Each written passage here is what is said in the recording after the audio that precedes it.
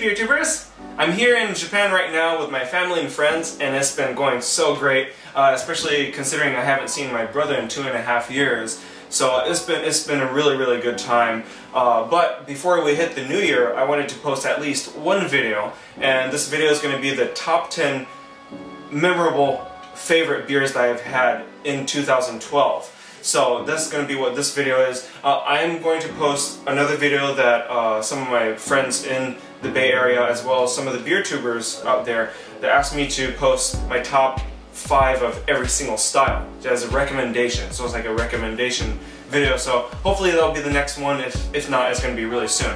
So anyways, before we start off, I like to open a beer that sort of stood out to me in the past week or so here in Japan. This is, here, let me go in. This is technically not beer, it's called a Happōshū, which is basically a malt beverage. Oh, actually not a malt beverage, it's a beer, but they use everything but malt. So it's not real, which is kind of like, it's looked down upon in the beer enthusiast community. But the thing that stood out to me when I saw this is this here. New Zealand hop included. I was like, really? Because that's the hop variety that's been pretty popular in craft beer lately, in the IPAs, right? So I decided to get it and give it a try. Now in 2012, there has been some memorable beers. I'm really excited to share some of these to you guys. Now there's a couple of disclaimers. One of them being that it's not going to be in any particular order, except the last one I'm going to save the best for last. And then the second disclaimer, is that a lot of these are either very rare or it's a one-time release. The first beer of 2012 that really stood out to me, and I really want you guys to know, is by Lagunitas. It's a local brewery in the San Francisco Bay Area. It is their Daytime IPA. Basically, it's a very light beer. It's I believe it's like around 4% or less, and they basically douse it up and just hop the sucker up. And you know what? It is excellent. I really want Lagunitas, if you guys are watching, that you make Daytime IPA your regular one, because the Daytime IPA, I think, is one of the best beers that they've ever made. And it's not some big ass beer, right? It's not some bourbon barrel aged barley wine. It's this very simple, light, low alcohol IPA. And it's really tasty. I just could not get enough of it, especially considering that I could get it fresh. The brewery, which is another California brewery, but it's in Southern California. I'll put 2 of those side by side. So the one beer that really stood out to me is their Otios. It's spelled like Otios, but it's basically their sour brown ale, in which they brewed with guava. Guava meaning the tropical fruit guava. And the thing with this beer is, when I went to the brewery and I had it on tap, I was like, yeah, it was alright, it wasn't bad. But I bought a bottle of it, I opened it up, and it was like, wow, this thing is good! And here's the thing with sour ales. I've had Cantillon on tap. It's good, of course, but it's better in the bottle. So in the same way, the Otios in the bottle, it was just so good. If you could get a hold of it by beer trades or what, I highly recommend it. Is another brewery beer. It is the Smoking Wood, but aged in bourbon barrels. The bourbon barrel aged version is noticeably different, and I think it's much higher in level compared to the regular rye whiskey version. Now this beer you only could get if you're a society member, so unless you're a society member, beer trades is the only thing that I could recommend to you guys. I mean, the base of it is already really good. There's enough smoke to back it up, but the bourbon barrels add so much to it, and it's just excellent. They did such a great job balancing this beer. So the Smoking Wood bourbon barrel aged version by the brewery, if you could get a hold of it, be a member or do beer trades. So the fourth beer that I like to mention is by a local brewery in the Bay Area. Another one is a brand new one called Berryessa, and it's their Baltic Porter. Their Baltic Porter was introduced to me when I was part of organizing a beer and cheese pairing that Cypress Grove Creamery asked us to do. They provided the cheese. I found a location and some beers to try out. I went to City Beer Store, which is an excellent, I think is the best San Francisco beer store out there, and bar. And so that's how I was introduced to Berryessa's Baltic Porter, because I was looking for something to pair with a truffle cheese, which is like, how do you do that? I was recommended the Baltic Porter. The Baltic Porter by Berryessa, in simple terms that I could describe, it's like a coffee jello. It's got that sweet base that's not typical of a Baltic Porter, but it's also had some strong coffee notes, which was like, wow, I was quite impressed. So the Baltic Porter by Berryessa was excellent. It really turned me on to some of their other stuff as well. The fifth beer I like to mention is a beer in which I had at a bottle share. It's a brewery in Michigan, I believe. It's called Coonhen Brewing Company. And the beer that I was introduced to is the Fourth Dementia Old Ale Bourbon Barrel Aged version.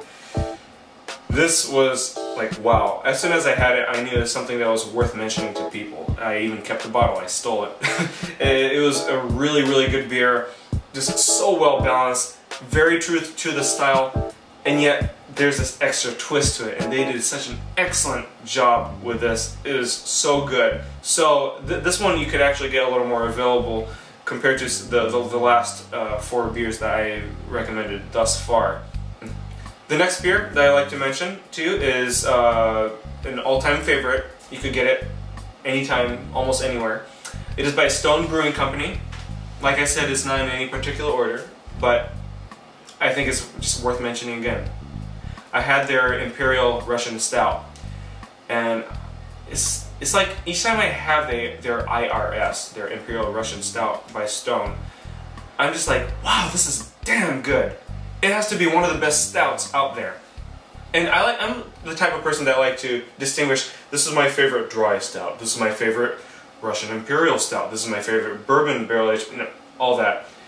I really think Stone's Imperial Russian Stout is one of the best stouts out there. It's so good. It is by Destruce Brewers, and it is their beer called Rio Reservera.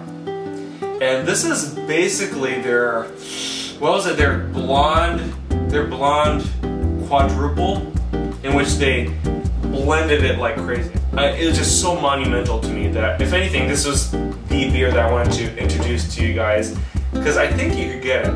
The thing is that the 750 milliliter bottle is $30. You know, it's pricey, but it is really good. And even on a musician's budget, I decided to buy 1 bottle. I was like, this is just way too good to just pass up. So Anchorage Brewing Company's Bitter Monk is their Belgian double IPA, aged in Chardonnay casks, Chardonnay barrels, and they put Brettanomyces in it. So it's this really weird beer. It's a Belgian bitter beer aged in wine barrels that's funky and sour. It's a sour IPA, what the heck? And they have to be the first one that's on the market that's ever done that. And I was like, this is strange, I need to try it, even though it's like 15 bucks a bottle. I had it and it was so worth it. The hop character in which they use, I believe it's Citra, they mainly use Citra, is just the bitter aroma from the hops is just so great. I don't know how much the Chardonnay comes out, but the oak really does a lot. The Brettanomyces character just, I don't know, it's just so well balanced for an IPA, for a sour IPA. I don't know how they do it. I think the Bitter Monk has to be one of the best odd beers that I've ever had. But if you could get a hold of that, I highly recommend it. If not that, if you're not into that, their Love Buzz is another excellent beer. It's so damn good. It's their Rose Saison with Brettanomyces. The penultimate brewery that I'd like to mention to you guys is a local brewery in my area, somewhat new. They're called Knee Deep Brewing Company, and they have become one of my favorite breweries thus far. I mean, Firestone is like way up there for me, but Knee Deep has been coming up way beyond Knee Deep for me. Knee Deep, they release their triple IPA on a regular basis. Their Simtra is a combination of Simcoe and Citra that they make this triple IPA, and I think it's really, really good. I have a friend that just does not care for it at all, but I think it's really, really good. Their Simtra is just so juicy, very well balanced, as much as a triple IPA can be. So Knee Deep's Simtra is very good, but on the other spectrum of the same style, they also have another triple IPA called Hop Shortage, and their Hop Shortage is basically they had a hop shortage of Simcoe and Citra, so they're like, well, let's get what was it, Columbus? I got it mixed up. I think it's I'll list the hops right here, just so I don't say the wrong thing. And now the final beer that I would like to showcase to you guys is actually a beer that I did review. I did review Simtra, but Stone's 10th Anniversary Ruination Double IPA. I have to say that is one of the best IPAs I've had in my life.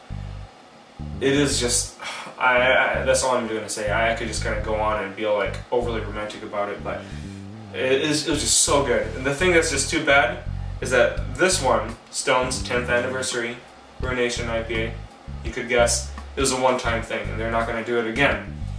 So because of that, I ended up buying a t-shirt as a memorabilia. I was just like so sad. It's just that one time. It's so good. It is just one of the best IPAs I've ever had. That's why I saved this one for the last one.